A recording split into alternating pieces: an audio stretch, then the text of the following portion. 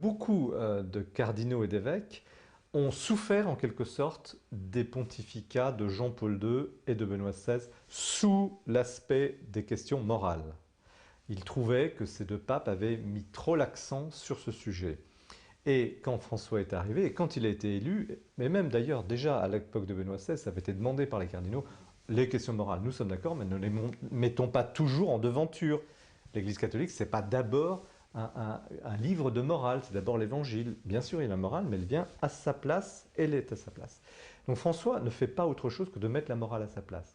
Donc il y a eu trois sujets vraiment chauds, trois sujets de débat pendant ce synode. Le premier, il est technique, on n'en a pas trop parlé dans les grands médias, c'est ce qu'on appelle la loi de gradualité.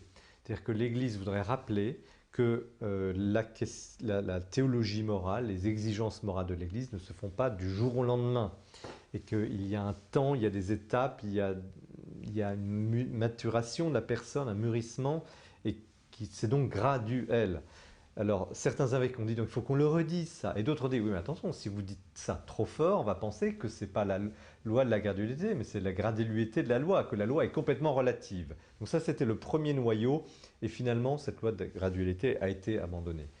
La deuxième grande question, c'est évidemment la question des personnes divorcées, remariées, qui souhaitent entrer dans l'Église, qui souhaitent pouvoir communier. C'est une question considérable. Et combien de familles et combien de couples d'origine chrétienne ou catholique voudraient retourner à l'Église ou seraient davantage impliqués dans l'Église s'ils le pouvaient. Donc là, l'Église a vraiment ce problème-là.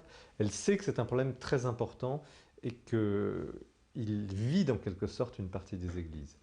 Et la troisième grande question qui a été posée, c'était la question du statut des personnes homosexuelles. Qu'est-ce que l'on fait pour les accueillir dans les églises? Est-ce qu'on n'est pas un petit peu réticent quand des personnes homosexuelles se présentent?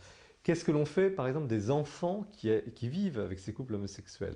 Alors, est-ce qu'on peut leur donner le baptême, etc. Donc voilà, cette question un peu nouvelle dans la société actuelle, par l'ampleur, de la façon dont elle est posée, est maintenant posée au sein de l'Église.